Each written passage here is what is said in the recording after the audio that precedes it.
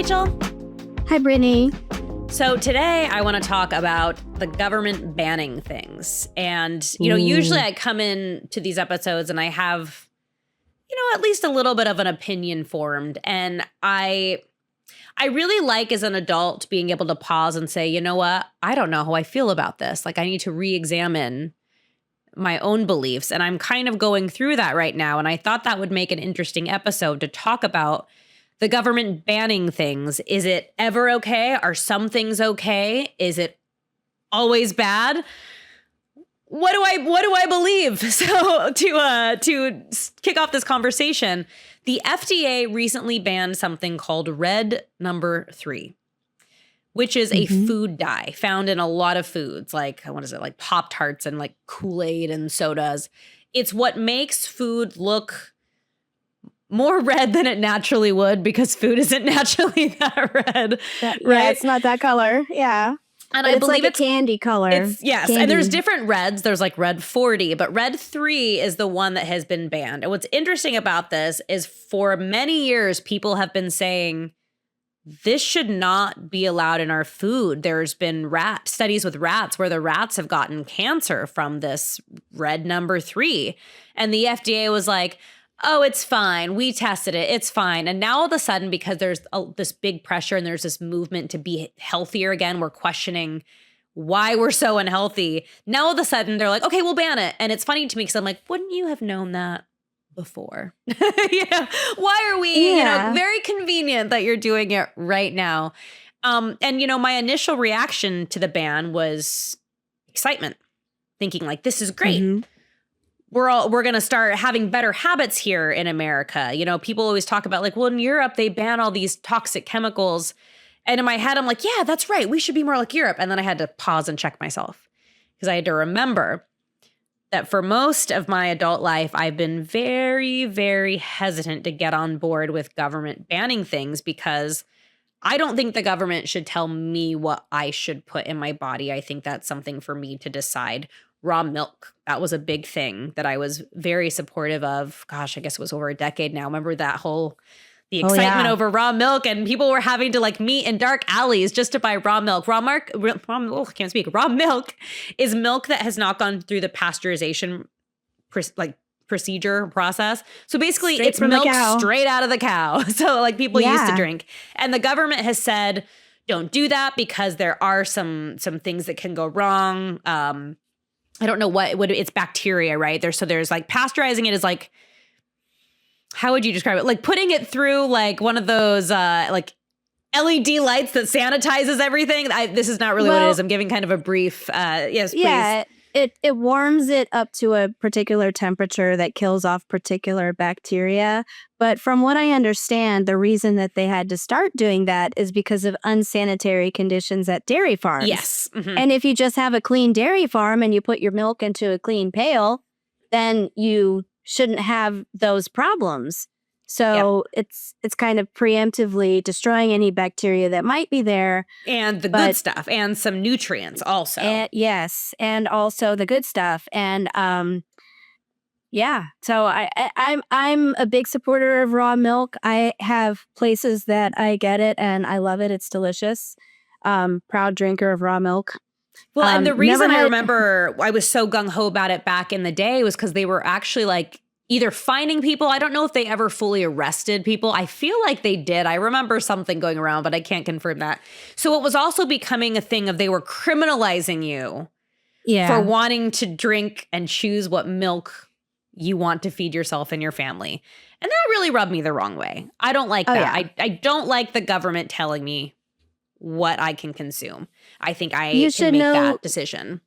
Yeah, you should know the risks and then make your choice. And where there is risk, there should be choice. But there should be choice. There should be choice. But I think the problem that a lot of people had with the Red 3 was people didn't know the risk. The risks were hidden. And then this was put in the food anyway for I don't know what reason, why they couldn't. That's literally to make it look good. they couldn't pick something that's not carcinogenic.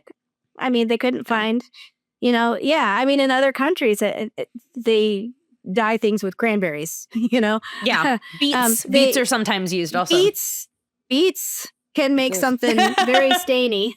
Yes. But I mean, my whole thing is there is a better way to deal with this. And this is just by being open, transparent. So like maybe putting all the information out there for people to see. Would that be your solution? Yeah. Like you should know, hey, this is a carcinogen. Do you want cancer? Then buy this and eat it, Yeah. But I mean, I don't think that's a good marketing strategy. Well, and then it also comes down to, I'll be honest. So like I mentioned earlier, they had these studies for years. These are not new studies. And they're just deciding now to ban it. So it also is like, I don't really trust government to even put out studies that are reliable. There's so many things that we have consumed and used for years that the government said was okay, that it turned out and was not harming us so much. Yeah. There was this, I think it was a medicine they gave pregnant moms for morning sickness. Thalidomide. Yes. Yeah. Thalidomide. And they were giving it out like it was a miracle drug. And then children were being born with severe deformalities. And this was a government approved. They said it was safe. So people were taking it. Oh, yeah. It was people older than me were born with like thalidomide babies, they called them. Yeah. And they had horrible deformities like missing limbs or like very, very short arms.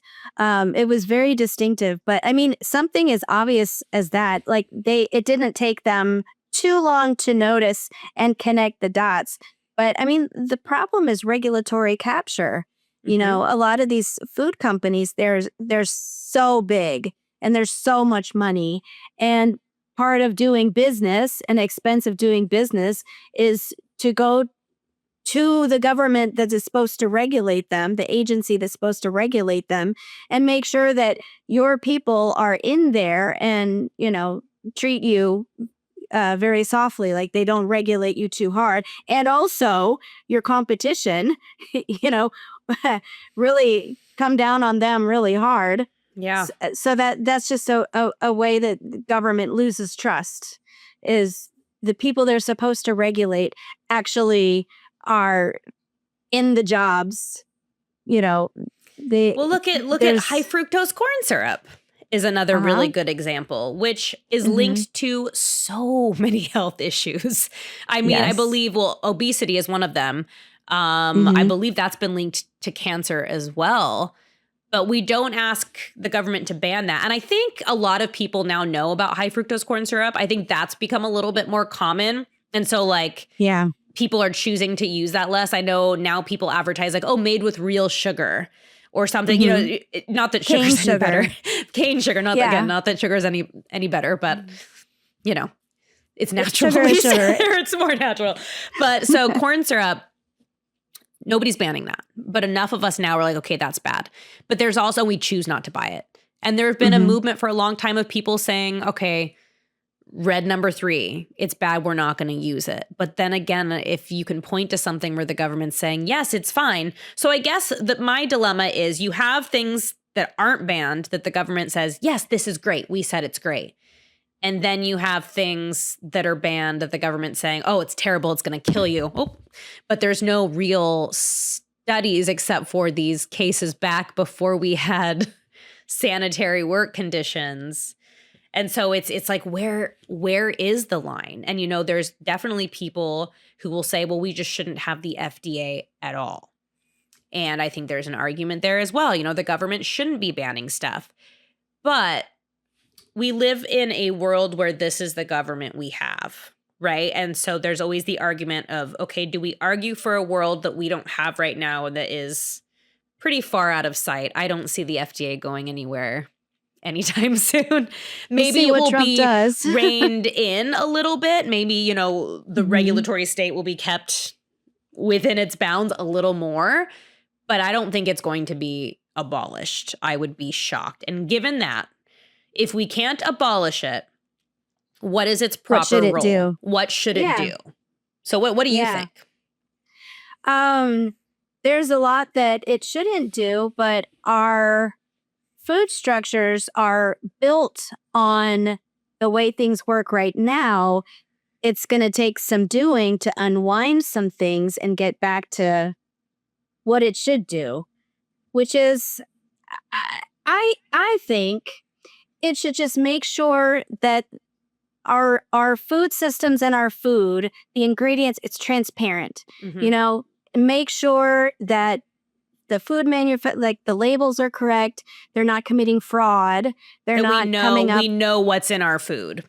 Yeah, so we know what's in our food, that it's safe, that they're not covering up studies that show that things are bad, and there's no favoritism. In other words, it's fair.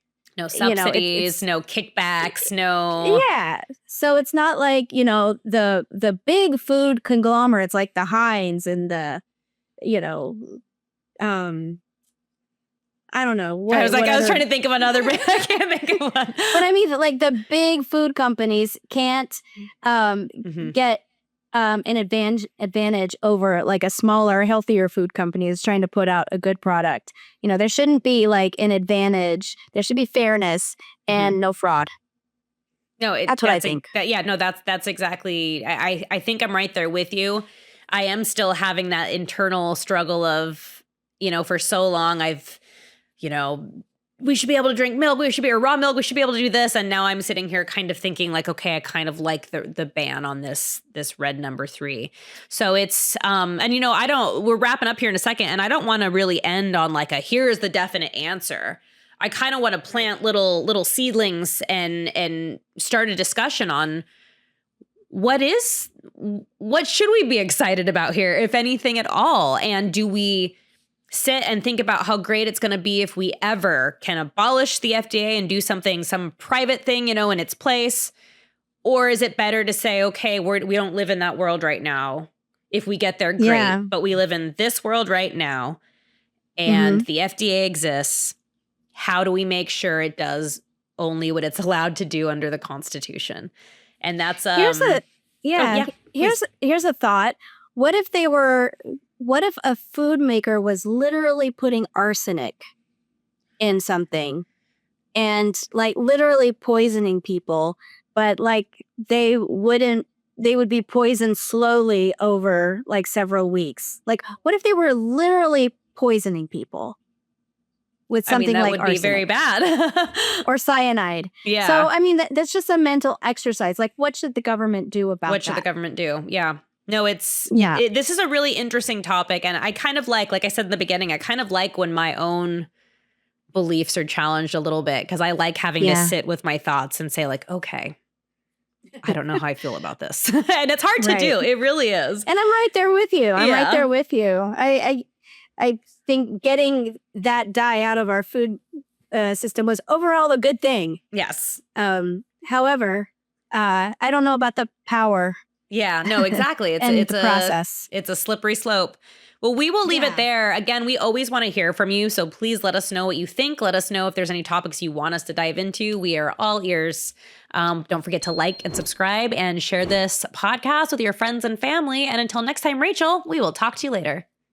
Talk to you later. Until next time.